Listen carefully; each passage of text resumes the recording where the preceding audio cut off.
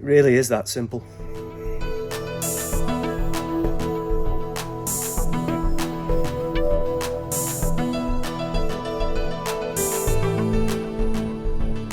Hello again and welcome back to my channel. Now, eagle-eyed viewers will have noticed at the end of last year that my budget JCB sliding mitre saw was retired and replaced with a shiny new Festool Kapex KS-60.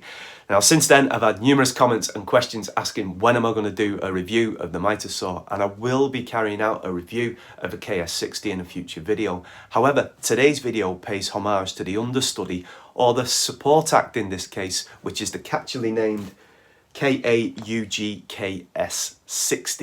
Now, when researching purchasing my new mitre saw, the ease of portability was almost as important as the mitre saw itself. Plenty of folk I follow on YouTube have constructed their own bespoke mitre saw stations within their own workshops, and they are magnificent. However, in my current setup, I just don't have the physical space, and it may be possible in my new workshop when it is finally constructed. However, being quite fortunate having a lot of space outside when the weather on occasion does decide to be nice, I do like to use the mitre saw outside as it's so much easier working with larger pieces of timber. Now, researching mitre saw stands 9 times out of 10 brings you to a design that looks like this.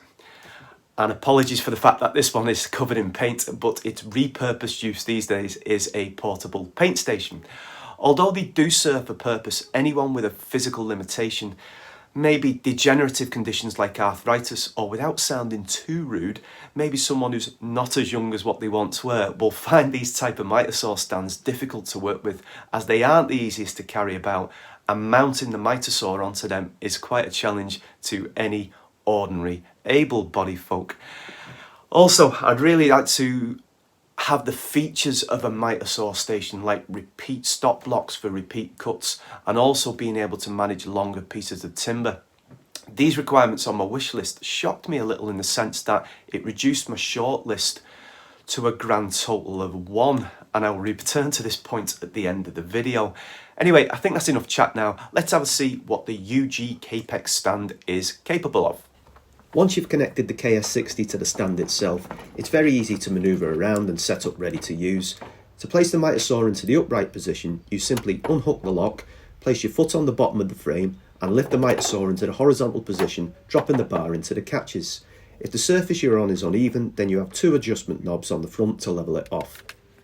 Then it's a case of moving the mitre saw around to 90 degrees, attaching the power and dust extractor before adding the side extension wings. The side wings do come with a plastic carry case that attaches to the frame for ease of portability, but I unhooked them on the day I bought them and I've never used them since.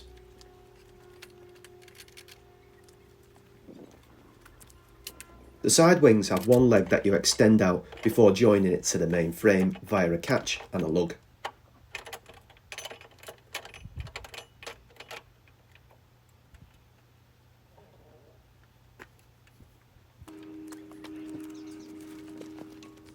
The best way I've found to level up the extension wings is to place a straight edge on the main frame, extending it over the wing, then using the adjustment knob on the leg to level it up. The stand comes with 2 stop blocks mounted on a T-track with measurements along the wing in centimetres, and I will demonstrate now how to cut at 120 centimetres.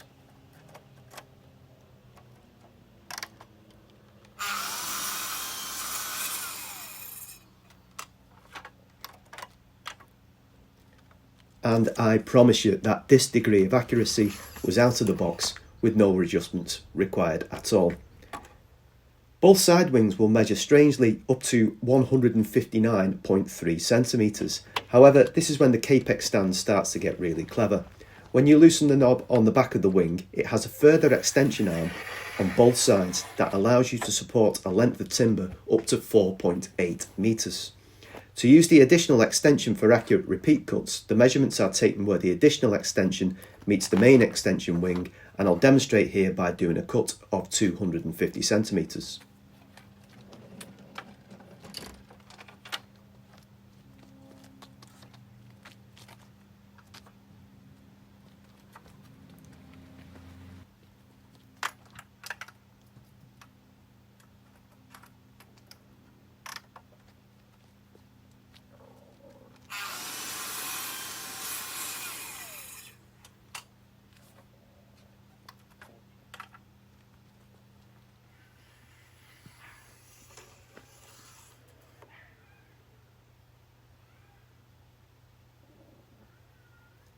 Finally, I thought you might find it interesting how long it takes me to disassemble the portable station ready to put back in the garage, so I dusted off my watch that I never use now and timed myself doing it.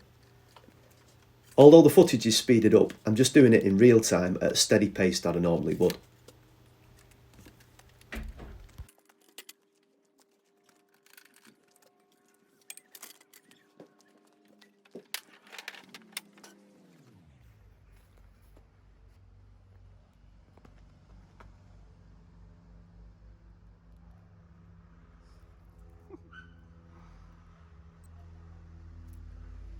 It's fair to conclude this is an incredible yet simple piece of engineering from Festool, which brings me back to the point that I raised at the beginning of this video.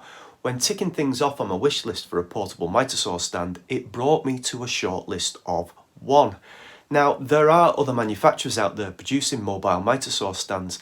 They maybe look like this one from Axminster, or maybe this one from DeWalt, and the likes of those would pose just as many problems to someone like myself as the traditional mitre saw stand I showed you earlier on. I do believe there is a gap for an aftermarket developer to manufacture a portable mitre saw stand capable of the ease of transport like the one I've shown you here today, that's priced above the traditional basic stand yet below that of a Festool. For example, I look at what the guys at Bench Dogs are doing with the rail square. They've taken an existing piece of technology, they've refined it and produced adaptations to suit a variety of manufacturers. These days, it's not often to say that there might be a gap in the power tools accessories market, but I'm convinced a mid-price aftermarket portable mitre saw stand with potential add-ons like extension wings would be a very popular product indeed. Now, I love this product from Festool, along with the KS-60 obviously. You'll be seeing plenty of it in my workshop build series, and once the workshop is finished, I think a full review of the mitre saw will be in order. Now, thanks for watching everyone. Take care, look after yourselves, and I'll see you soon. Thank you.